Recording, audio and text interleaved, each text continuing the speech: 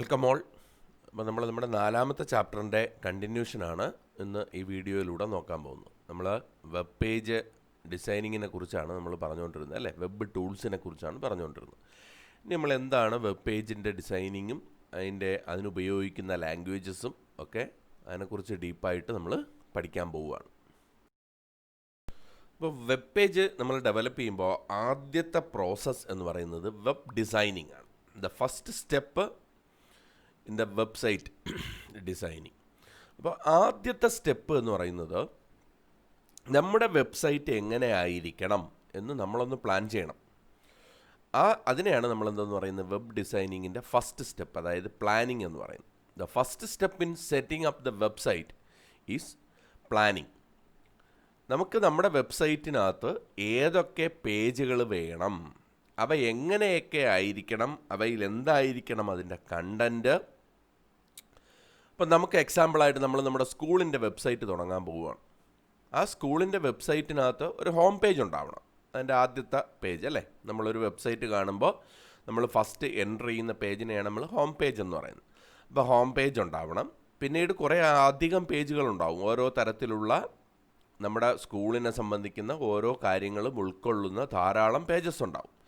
അങ്ങനെയുള്ള എത്ര പേജുകൾ വേണം, അവയ്ക്കകത്തുള്ള കണ്ടൻറ്റ് എന്തായിരിക്കണം തുടങ്ങിയ ഒരു ഐഡിയ നമ്മൾ ആദ്യമേ ഉണ്ടാക്കും.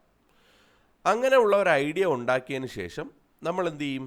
ഈ വെബ്സൈറ്റിനെ ഏതെങ്കിലുമൊക്കെ ഫെസിലിറ്റീസ് നമുക്ക് അവൈലബിൾ ആയിട്ടുള്ള വെബ് ഡിസൈനിങ് ടൂളുകൾ ഉപയോഗിച്ചുകൊണ്ട് ക്രിയേറ്റ് ചെയ്തിട്ട് ഈ പേജുകൾ പരസ്പരം ലിങ്ക് ചെയ്യും, അല്ലേ?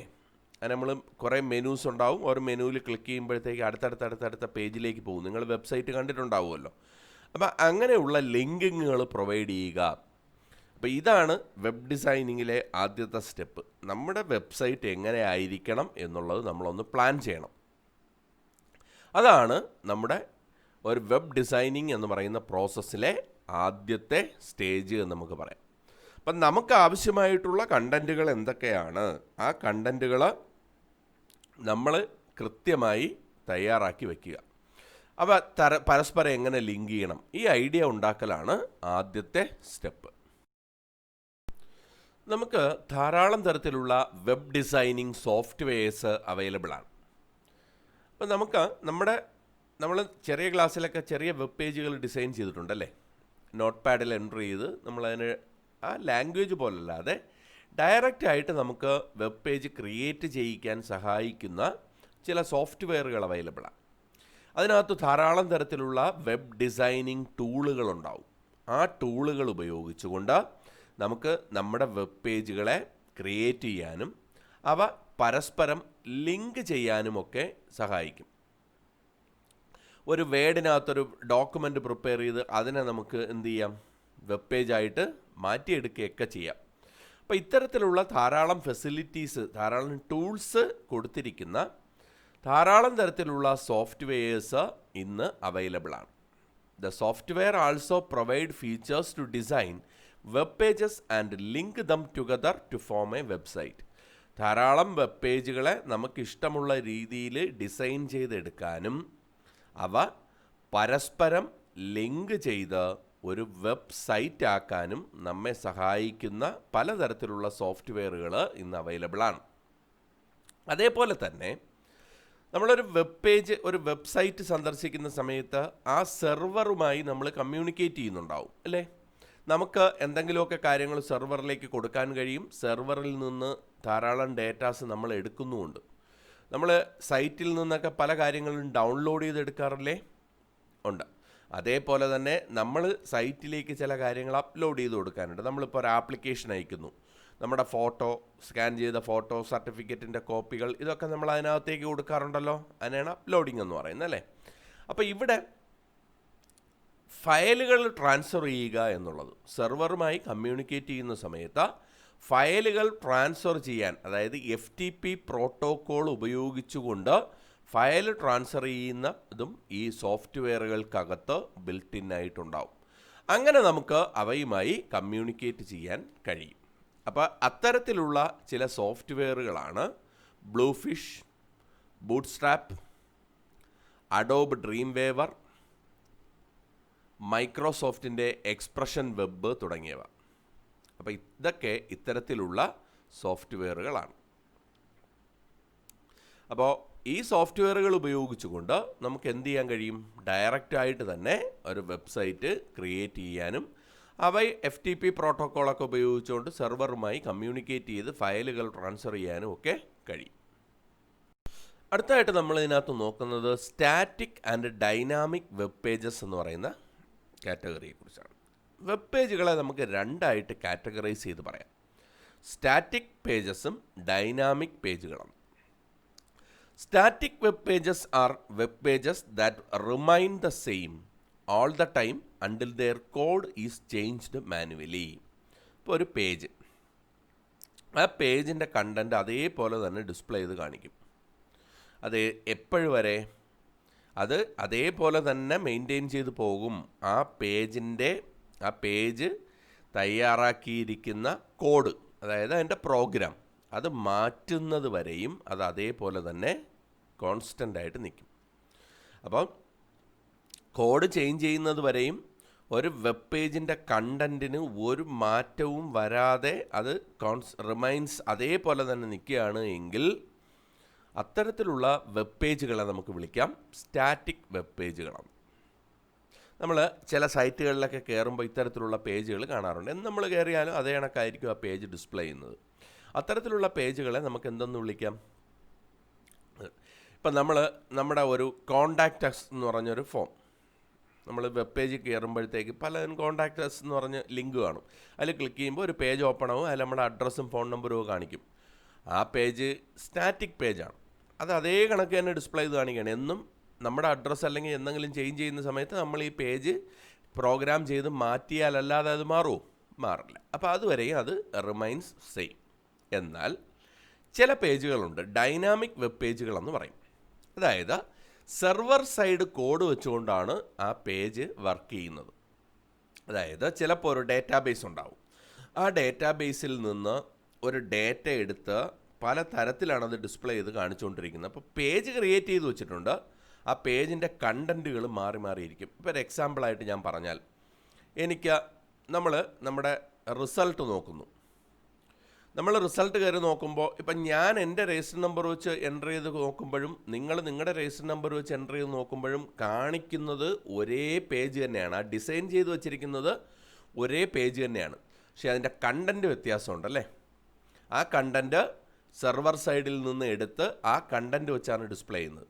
അപ്പോൾ ഇത്തരത്തിലുള്ള പേജുകളെ നമ്മൾ വിളിക്കുന്നത് ഡൈനാമിക് പേജുകളെന്നാണ്. അത് സെർവർ സൈഡ് പ്രോഗ്രാമിംഗ് വെച്ച്, സെർവർ സൈഡിലുള്ള കോഡ് വെച്ചാണ് എന്ത് ചെയ്യുന്നത്? റൺ ചെയ്യുന്നത്. നിങ്ങൾ ആ ഫിഗർ നോക്കി, ആ പച്ച സർക്കിളിനകത്ത് കൊടുത്തിരിക്കുന്ന ഒരു കാര്യം നോക്കി. നിങ്ങൾ ഒരു ക്ലയൻറ്റ് കമ്പ്യൂട്ടറുണ്ട്, ഒരു വെബ് സെർവറുണ്ട്. ഞാൻ എൻ്റെ ക്ലയൻറ്റ് കമ്പ്യൂട്ടറിൽ നിന്ന് ആ വെബ് സെർവറിലേക്ക് ഒരു HTTP റിക്വസ്റ്റ്, അതായത് ഒരു URL അയക്കുന്നു, ഒരു റിക്വസ്റ്റ് അയക്കുന്നു ഒരു പേജിന് വേണ്ടിയിട്ടുള്ള. അപ്പോൾ നമ്മുടെ വെബ് സെർവർ എന്ത് ചെയ്യും? ആ റിക്വസ്റ്റ് കണ്ടുപിടിച്ചിട്ട് അതിന് കറസ്പോണ്ടിങ് ആയിട്ടുള്ള ആ പേജ് അത് HTTP റെസ്പോൺസ് ആയിട്ട് നമുക്ക് ക്ലയൻറ്റിലേക്ക് തരും. ഇതാണല്ലോ നമ്മുടെ വെബ്സൈറ്റ് സന്ദർശിക്കുമ്പോൾ നടക്കുന്നത്. അപ്പോൾ ഇങ്ങനെ വെബ് സെർവർ ഒരു പേജ് തരുമ്പോൾ ആ പേജ് എന്ന് പറയുന്നത് ഡയറക്റ്റായിട്ട് തരുമ്പോൾ അതെന്തായിരിക്കും? സ്റ്റാറ്റിക് ആയിരിക്കും. കാരണം അങ്ങനെയുള്ള പേജുകൾ ആണ് സ്റ്റാറ്റിക്കായിട്ട് നിൽക്കുന്ന സാധനം, അത് നമുക്ക് തരും. ഇനി വെബ് സെർവർ വേറൊരു ആപ്ലിക്കേഷൻ സെർവറുമായിട്ട് ലിങ്ക് ചെയ്തിട്ടുണ്ടാവും. ആ ആപ്ലിക്കേഷൻ സെർവറിൽ ഒരു ഡേറ്റാബേസ് ഉണ്ടാവും. എന്താ ഡേറ്റാബേസ് എന്ന് പറഞ്ഞാൽ? ഡേറ്റയുടെ ഒരു കളക്ഷൻ. ആ ഡേറ്റയ്ക്ക് അനുസരിച്ചാണ് ഇപ്പോൾ ഒരു പേജ്, നമ്മൾ എക്സാമ്പിളായിട്ട് പറഞ്ഞതുപോലെ ഒരു മാർക്ക് ലിസ്റ്റ് നമ്മൾ റിക്വസ്റ്റ് ചെയ്യുകയാണ്. റിക്വസ്റ്റ് ചെയ്യുമ്പോൾ ആ മാർക്ക് ലിസ്റ്റിൻ്റെ പേജ് ക്രിയേറ്റ് ചെയ്ത് വെച്ചിട്ടുണ്ട്. അതിൻ്റെ കണ്ടൻറ്റ് എവിടെ നിന്നാണ് എടുക്കുന്നത്? ഈ ആപ്ലിക്കേഷൻ സെർവറിൽ നിന്ന് അതിൻ്റെ കണ്ടൻറ്റ് എടുത്ത് ആ പേജിൽ വെച്ച് ഡിസ്പ്ലേ ചെയ്ത് കാണിക്കും. അപ്പോൾ അത്തരത്തിലുള്ള പേജുകളെയാണ് നമ്മൾ ഡൈനാമിക് പേജുകളെന്ന് പറയുന്നത്. ഡൈനാമിക് പേജുകളുടെയൊക്കെ എല്ലാം ഫോർമാറ്റ് ഒരേ കണക്ക് തന്നെ ആയിരിക്കും ആ പേജ് ഡിസൈൻ ചെയ്ത് വെച്ചിരിക്കുന്നത്. പക്ഷേ അതിനകത്തുള്ള കണ്ടൻറ്റ് നമ്മുടെ റിക്വസ്റ്റുകൾക്കനുസരിച്ച് ആപ്ലിക്കേഷൻ സെർവറിൻ്റെ ഡേറ്റാബേസിൽ നിന്ന് എടുക്കുന്ന കണ്ടൻറ്റ് വെച്ചാണ് എന്ത് ചെയ്യുന്നത്? ഡിസ്പ്ലേ ചെയ്ത് കാണിക്കുന്നത്. അപ്പോൾ ഇതാണ് ഇവിടെ നടക്കുന്നത്. ഒരു ക്ലയൻറ്റ് ഒരു HTTP റിക്വസ്റ്റ് കൊടുക്കുന്നു. ആ HTTP റിക്വസ്റ്റ് കൊടുക്കുമ്പോൾ വെബ് സെർവറിൽ നേരെ പോകും. വെബ് സെർവറിലെ സ്റ്റാറ്റിക് പേജാണ് എങ്കിൽ അത് ഡയറക്റ്റായിട്ട് HTTP റെസ്പോൺസ് കൊടുക്കും. അതല്ല ഡൈനാമിക് പേജാണ് എങ്കിൽ ആ ഡൈനാമിക് പേജിൽ ഡിസ്പ്ലേ ചെയ്യേണ്ട കണ്ടൻറ് എന്താണ്, ആ കണ്ടൻറ്റിന് വേണ്ടി അതെവിടെ പോകും? നമ്മുടെ ആപ്ലിക്കേഷൻ സെർവറിൽ പോകും. ആപ്ലിക്കേഷൻ സെർവറിൽ പോയി അവിടുത്തെ ഡേറ്റാബേസിൽ നിന്ന് ആ പർട്ടിക്കുലറായിട്ടുള്ള കണ്ടൻറ്റുമായി തിരികെ വരും. എന്നിട്ട് വെബ് സെർവർ ആ കണ്ടൻറ്റ് നമ്മുടെ ഡൈനാമിക് പേജിലാക്കി അതെന്ത് ചെയ്യും? ക്ലയൻറ്റിന് അയച്ചു കൊടുക്കും. ഇതാണ് ഒരു വെബ് സർവീസിനകത്ത് നടക്കുന്നത്. But the web pages that contains server-side code which creates a web page each time it is accessed are called dynamic pages. Server-side code വെച്ചുകൊണ്ട് റൺ ചെയ്തിട്ട് ഓരോ തവണ നമ്മൾ ആക്സസ് ചെയ്യുമ്പോഴും ആ ടൈമിൽ ആ റിക്വസ്റ്റിനനുസരിച്ച് ക്രിയേറ്റ് ചെയ്യപ്പെടുന്ന പേജുകളെയാണ് ഡൈനാമിക് വെബ് പേജുകൾ എന്ന് പറയുന്നത്. ആ സെർവറിൽ ഈ ഡൈനാമിക് വെബ് പേജ് ക്രിയേറ്റ് ചെയ്യാൻ വേണ്ടി വർക്ക് ചെയ്യുന്നൊരു കോഡുണ്ടാവും. ആ കോഡിനെ വിളിക്കുന്നത് സെർവർ സൈഡ് കോഡെന്നാണ്. Dynamic web pages are executed using a server side application program that is installed on the web server. Web സെർവറിൽ ഇൻസ്റ്റാൾ ചെയ്തിരിക്കുന്ന ഒരു സെർവർ സൈഡ് ആപ്ലിക്കേഷൻ പ്രോഗ്രാം വെച്ചുകൊണ്ടാണ് ഡൈനാമിക് വെബ് പേജസ് ക്രിയേറ്റ് ചെയ്യുന്നത്. The script in the web page is executed on the web server and the resulting HTML page is sent to the client browser. നമ്മുടെ റിക്വസ്റ്റിനനുസരിച്ച് ഈ script work ചെയ്തിട്ട് നമുക്ക് വേണ്ട data നമ്മൾ access ചെയ്ത് എന്ത് ചെയ്യും? അത് HTML പേജായിട്ട് ക്രിയേറ്റ് ചെയ്ത് അതാണ് ക്ലയൻറ്റിന് അയച്ചു കൊടുക്കുന്നത്. ഇത്തരത്തിലുള്ള പേജുകളാണ് ഡൈനാമിക് വെബ് പേജുകൾ എന്ന് പറയുന്നത്. എന്താണ് സ്റ്റാറ്റിക് വെബ് പേജുകളും ഡൈനാമിക് വെബ് പേജുകളും തമ്മിലുള്ള ഡിഫറൻസ് എന്നുള്ളത് പരീക്ഷയ്ക്ക് ചോദിക്കാൻ സാധ്യതയുണ്ട്. അപ്പം നമുക്കത് നോക്കാം. സ്റ്റാറ്റിക് വെബ് പേജിൻ്റെ ആണെങ്കിൽ the content and Leh out of the web page is fixed. അതിൻ്റെ കണ്ടൻറ്റും അതിൻ്റെ ലേ ഔട്ടും ഒക്കെ ഫിക്സഡ് ആയിരിക്കും. അപ്പോൾ ഡൈനാമിക് വെബ് പേജിൻ്റെ ആണെങ്കിലോ കണ്ടൻറ് ആൻഡ് ലേ ഔട്ട് എന്ന് പറയുന്നത് may change during the run time. Run ചെയ്യുന്ന സമയത്ത് കണ്ടൻറ്റോ ലേ ഔട്ടോ ഒക്കെ വേണമെങ്കിൽ മാറാം. ഇനി സ്റ്റാറ്റിക് വെബ് പേജുകൾ ഏതെങ്കിലും ഡേറ്റാബേസ് ഉപയോഗിക്കുന്നുണ്ടോ? ഇല്ല. പക്ഷേ dynamic web pages database use ചെയ്തുകൊണ്ടാണ് ജനറേറ്റ് ചെയ്യപ്പെടുന്നത്.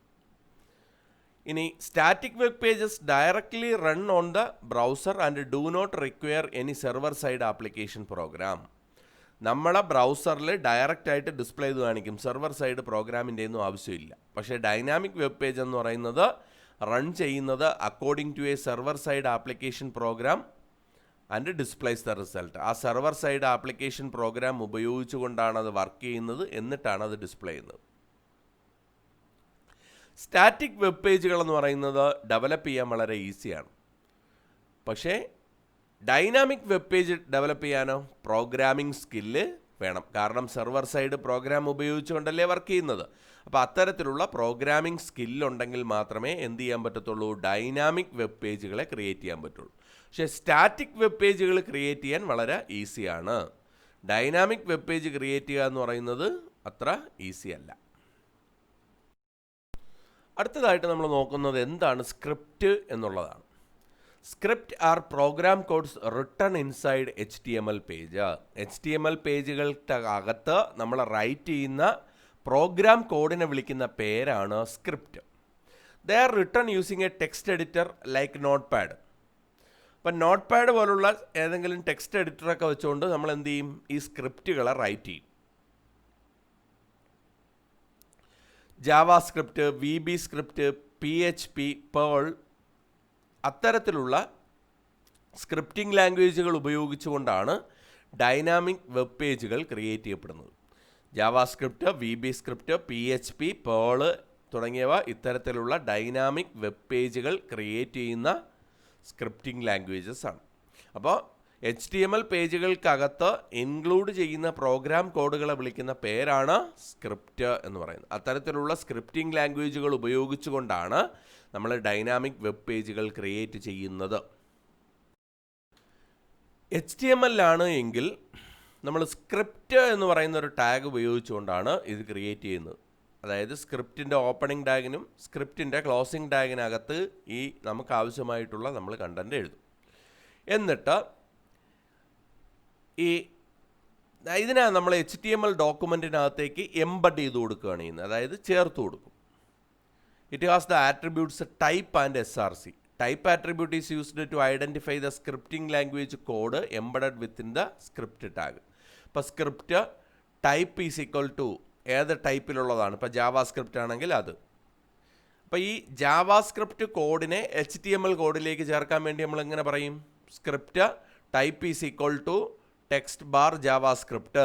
അപ്പോൾ ജാവാ സ്ക്രിപ്റ്റിലാണ് ആ കോഡ് എഴുതിയിരിക്കുന്നത്. ആ കോഡിനെ നമ്മൾ എന്ത് ചെയ്യണം? നമ്മുടെ HTML കോഡിലേക്ക് ഇൻക്ലൂഡ് ചെയ്യണം എന്നാണ് അതിൻ്റെ മീനിങ്. ഇനി SRC എന്ന് പറയുന്നത് ആ കണ്ടൻറ്റ് സോഴ്സ് എവിടെയാണ് കിടക്കുന്നത്, ആ സ്ക്രിപ്റ്റ് എവിടെയാണ് കിടക്കുന്നത് എന്നുള്ളത് നമുക്ക് പറഞ്ഞു കൊടുക്കാം. അപ്പോൾ ഇങ്ങനെ നമ്മളിത് ഡീറ്റെയിൽ ആയിട്ട് പിന്നീട് പഠിക്കും. ഇപ്പോൾ ഈ സ്ക്രിപ്റ്റ് പറയുമ്പോൾ നമ്മൾ അതിൻ്റെ ഒരു എക്സാമ്പിൾ പറഞ്ഞു തന്നേ ഉള്ളൂ. അപ്പോൾ HTML-നകത്ത് ഇങ്ങനെ നമുക്ക് സ്ക്രിപ്റ്റുകളെ ഇൻക്ലൂഡ് ചെയ്ത് വർക്ക് ചെയ്യാൻ വേണ്ടി കഴിയും. അപ്പോൾ നമ്മുടെ ഈ സ്ക്രിപ്റ്റുകൾ എന്ന് പറയുന്നത് എക്സ്റ്റേണൽ ഫയലുകളായിട്ടാണ് നമ്മൾ എഴുതുന്നത്. എന്നിട്ട് നമ്മൾ അതിനെ എടുത്ത് നമ്മുടെ HTML ഫയലിലോട്ട് എന്ത് ചെയ്യാൻ പോവുകയാണ്? ലിങ്ക് ചെയ്യാൻ പോവുകയാണ്. അപ്പോൾ ഈ SRC എന്ന് പറയുന്ന ആട്രിബ്യൂട്ടാണ് നമ്മുടെ എവിടെയാണത് കിടക്കുന്നത് എന്നുള്ളത് പറഞ്ഞു കൊടുക്കുന്നത്. അപ്പോൾ ഇവിടെ ഇപ്പോൾ എക്സാമ്പിളായിട്ട് നോക്കിയേ, script type is equal to text bar JavaScript എന്ന് പറയുമ്പോൾ അതിന് മനസ്സിലാവും എവിടെയോ ഒരു ജാവാ സ്ക്രിപ്റ്റിൽ എഴുതിയിരിക്കുന്ന ജാവാസ്ക്രിപ്റ്റിൽ എഴുതിയിരിക്കുന്ന ഒരു കോഡുണ്ട്, ഒരു സ്ക്രിപ്റ്റ് കോഡുണ്ട്. അതിനെയാണ് നമ്മളെടുത്ത് ഇൻക്ലൂഡ് ചെയ്യേണ്ടത് എന്നതിന് മനസ്സിലാവും. അത് കഴിഞ്ഞ് പറഞ്ഞിട്ടുണ്ട് SRC is equal to script code .js. അതിൻ്റെ പേരെന്താണ്, ആ കോഡ് എവിടെയാണ് കിടക്കുന്നത്, അതിൻ്റെ കറക്റ്റായിട്ടുള്ള പേര് നമ്മൾ പറഞ്ഞു കൊടുക്കണം, ലൊക്കേഷൻ. അതാണ് നമ്മൾ സ്ക്രിപ്റ്റ് കോഡ് .js എന്ന് പറഞ്ഞാൽ ജാവാസ്ക്രിപ്റ്റിൽ എഴുതുന്ന ഫയൽ എന്നുള്ളതാണ്. അപ്പോൾ സ്ക്രിപ്റ്റ് കോഡ് .js എന്ന് പറയുന്ന ജാവാസ്ക്രിപ്റ്റ് ഫയലിനെയാണ് നമ്മളെടുത്ത് എന്തിലേക്ക് ചേർത്ത് കൊടുക്കേണ്ടത്? നമ്മുടെ HTML കോഡിലേക്ക് ചേർത്ത് കൊടുക്കേണ്ടത് എന്നാണ് എൻ്റെ മീനിങ്. ഇങ്ങനെയാണ് നമ്മൾ സ്ക്രിപ്റ്റ് എഴുതി നമ്മുടെ HTML പേജിലേക്ക് ഇൻക്ലൂഡ് ചെയ്യുന്നത്. സ്ക്രിപ്റ്റ് കോഡ് എന്ന് പറയുന്നത് ഒരു എക്സ്റ്റേണൽ ഫയലാണ്, ഒരു സെപ്പറേറ്റ് ഫയലാണ്. ആ ഫയലിൽ സ്ക്രിപ്റ്റ് എഴുതിയതിന് ശേഷം നമ്മൾ അതിനെ എടുത്ത് നമ്മുടെ HTML പേജിലേക്ക് ഇൻക്ലൂഡ് ചെയ്ത് കൊടുക്കുന്നു. ഇനി നമുക്ക് ഈ സ്ക്രിപ്റ്റിംഗ് ലാംഗ്വേജുകളുടെ ടൈപ്പിനെ കുറിച്ച് നോക്കാം. 2 ടൈപ്പിലാണ് സ്ക്രിപ്റ്റിംഗ് ലാംഗ്വേജസ് ഉള്ളത്. ഒന്ന് ക്ലയൻറ്റ് സൈഡ് സ്ക്രിപ്റ്റിങ്ങും മറ്റത് സെർവർ സൈഡ് സ്ക്രിപ്റ്റിങ്ങും. ഇവ തമ്മിലുള്ള ഡിഫറൻസ് എന്താണ് എന്നുള്ളത് നമ്മൾ അറിയണം. ഇവിടെ ക്ലയൻറ്റ് സൈഡ് സ്ക്രിപ്റ്റിംഗ് ആണ് എങ്കിൽ ഈ സ്ക്രിപ്റ്റ് കോഡ് എന്ത് ചെയ്യുമെന്നറിയോ? നമ്മുടെ ക്ലയൻറ്റ് ബ്രൗസറിലേക്ക് കോപ്പി ചെയ്യും. എന്നാൽ സെർവർ സൈഡ് സ്ക്രിപ്റ്റിംഗ് ലാംഗ്വേജസിൽ എഴുതുന്ന കാര്യങ്ങൾ വെബ് സെർവറിൽ തന്നെ റിമൈൻസ് ചെയ്ത് നിൽക്കും. മറ്റേ ക്ലയൻറ്റ് സൈഡ് ആകുമ്പോൾ നമ്മുടെ ക്ലയൻറ്റ് ബ്രൗസറിലേക്ക് ഇത് കോപ്പി ചെയ്യപ്പെടും. അപ്പോൾ ഈ ക്ലയൻറ്റ് സ്ക്രിപ്റ്റിംഗ് കോഡാണ് എങ്കിൽ അത് എവിടെ വെച്ചാണ് എക്സിക്യൂട്ട് ചെയ്യുന്നത്? നമ്മുടെ ക്ലയൻറ്റിൻ്റെ ബ്രൗസറിൽ, അതായത് നമ്മളാണ് ഉപയോഗിക്കുന്നതെങ്കിൽ നമ്മുടെ ബ്രൗസറിനകത്താണ് അത് എക്സിക്യൂട്ട് ചെയ്യുന്നത്. പക്ഷേ സെർവർ സൈഡ് സ്ക്രിപ്റ്റിംഗ് ആണെങ്കിൽ എപ്പോഴും എവിടെയായിരിക്കും എക്സിക്യൂട്ട് ചെയ്യപ്പെടുന്നത്? വെബ് സെർവറിൽ തന്നെ ആയിരിക്കും എക്സിക്യൂട്ട് ചെയ്യുന്നത്. എന്നിട്ട് അതിൻ്റെ പേജ് മാത്രമാണ് നമുക്ക് അയച്ചു തരുന്നത്. അത് നമ്മുടെ ബ്രൗസറിലേക്ക് വരുമോ? ഇല്ല, അത് അവിടെ സെർവറിൽ തന്നെ എക്സിക്യൂട്ട് ചെയ്യും. പക്ഷേ ക്ലയൻറ്റ് സൈഡ് സ്ക്രിപ്റ്റിംഗ് ആണെങ്കിൽ നമ്മുടെ ബ്രൗസറിലേക്ക് കോപ്പി ചെയ്യപ്പെടും. ഈ ക്ലയൻറ്റ് സൈഡ് സ്ക്രിപ്റ്റിംഗ് ഒക്കെ സാധാരണഗതിയിൽ ഉപയോഗിക്കുന്നത് validation of data at the ക്ലയൻറ്റിലാണ്. അതായത് ചില ഡേറ്റകളുടെ വാലിഡേഷൻ ചെക്ക് ചെയ്യാൻ വേണ്ടിയിട്ടാണ് ആ ക്ലയൻറ്റ് സൈഡ് സ്ക്രിപ്റ്റിംഗ് നമ്മളിലേക്ക് അയക്കുന്നത്. ഇപ്പം നമുക്ക് എല്ലാ കോളത്തിലും ഡേറ്റ നമ്മൾ കൊടുത്തോ എന്ന് ചെക്ക് ചെയ്യാനുള്ള ഒരു ക്ലയൻറ്റ് സൈഡ് കോഡ് ഇങ്ങോട്ട് അയച്ചു തരും. അപ്പോൾ നമ്മൾ ഏതെങ്കിലും ഒരു കോളം ബ്ലാങ്ക് ആക്കി ഇട്ടുകൊണ്ട് നമുക്ക് എൻ്റർ ചെയ്യാൻ പറ്റത്തില്ല. അങ്ങനെയൊക്കെയുള്ള വാലിഡേഷന് വേണ്ടിയിട്ട് ഈ ക്ലയൻറ്റ് സൈഡ് സ്ക്രിപ്റ്റിംഗ് ഉപയോഗിക്കും. എന്നാൽ സെർവർ സൈഡ് സ്ക്രിപ്റ്റിംഗ് ആണെങ്കിൽ സാധാരണഗതിയിൽ ഡേറ്റാബേസുമായിട്ട് കണക്ട് ചെയ്ത് ആ ഡേറ്റ വെബ് സെർവറിലേക്ക് കൊടുക്കാൻ വേണ്ടിയിട്ടാണ് സെർവർ സൈഡ് സ്ക്രിപ്റ്റിംഗ് ഉപയോഗിക്കുന്നത്. ഈ ക്ലയൻറ്റ് സൈഡിലുള്ള സ്ക്രിപ്റ്റിംഗ് ആണെങ്കിൽ നമുക്ക് വേണമെങ്കിൽ ബ്ലോക്ക് ചെയ്ത് വയ്ക്കാം. കാരണം നമ്മുടെ ബ്രൗസറിൽ വന്നിട്ടല്ലേ വർക്ക് ചെയ്യുന്നത്. അപ്പോൾ നമ്മുടെ ബ്രൗസറിൻ്റെ സെറ്റ് ചെയ്തുകൊണ്ട് നമുക്ക് ഈ ക്ലയൻറ്റ് സൈഡ് സ്ക്രിപ്റ്റിംഗ് ലോക്ക് ചെയ്യാം. പക്ഷേ സെർവർ സൈഡ് സ്ക്രിപ്റ്റിങ്ങിനെ ബ്ലോക്ക് ചെയ്യാൻ പറ്റുമോ? ഇല്ല. കാരണം എന്താ? അത് വെബ് സെർവറിലാണ് വർക്ക് ചെയ്യുന്നത്, നമ്മുടെ ക്ലയൻറ്റിലേക്ക് അത് വരുന്നില്ല. ഇനി നമ്മൾ ഉപയോഗിക്കുന്ന വെബ് സെർവറിൻ്റെ ടൈപ്പോ അല്ലെങ്കിൽ അതിൻ്റെ വെർഷനോ, അതായത് പഴയതാണ് എങ്കിൽ അതൊക്കെ ഈ ക്ലയൻറ്റ് സൈഡ് സ്ക്രിപ്റ്റിങ്ങിനെ ബാധിക്കും. കാരണം അത് നമ്മുടെ ക്ലയൻറ്റിലേക്ക് വന്നിട്ടാണ് വർക്ക് ചെയ്യുന്നത്, അല്ലേ? അപ്പോൾ അത്തരത്തിലുള്ള വെബ് ബ്രൗസറിൻ്റെ ആ ടൈപ്പും അതിൻ്റെ വെർഷനും ഒക്കെ നമ്മളെ ഇത്തരത്തിലുള്ള ക്ലയൻറ്റ് സൈഡ് പ്രോഗ്രാമിങ്ങിനെ, ക്ലയൻറ്റ് സൈഡ് സ്ക്രിപ്റ്റിങ്ങിനെ ബാധിക്കും. പക്ഷേ സെർവർ സൈഡിൻ്റെ ഇതിനെ നമ്മൾ വെബ് ബ്രൗസറുമായിട്ട് ഒരു ബന്ധവുമില്ല, കാരണം അത് സെർവറിലാണ് എക്സിക്യൂട്ട് ചെയ്യപ്പെടുന്നത്. അതുകൊണ്ട് തന്നെ നമ്മുടെ features of the web browser does not affect the working of a server side script. Server side സ്ക്രിപ്റ്റിനെ യാതൊരു കാരണവശാലും എന്ത് ചെയ്യില്ല, ഇത് ബാധിക്കില്ല. ക്ലിയർ ആയോ? അപ്പോൾ ഇതാണ് ക്ലയൻറ്റ് സൈഡ് സ്ക്രിപ്റ്റിങ്ങും സെർവർ സൈഡ് സ്ക്രിപ്റ്റിങ്ങും തമ്മിലുള്ള വ്യത്യാസം. അപ്പോൾ ഇനി ഇതിൻ്റെ പ്രോഗ്രാമിംഗ് ഫീച്ചേഴ്സിനെ കുറിച്ചൊക്കെ നമുക്ക് അടുത്ത വീഡിയോയ്ക്കകത്ത് നോക്കാം.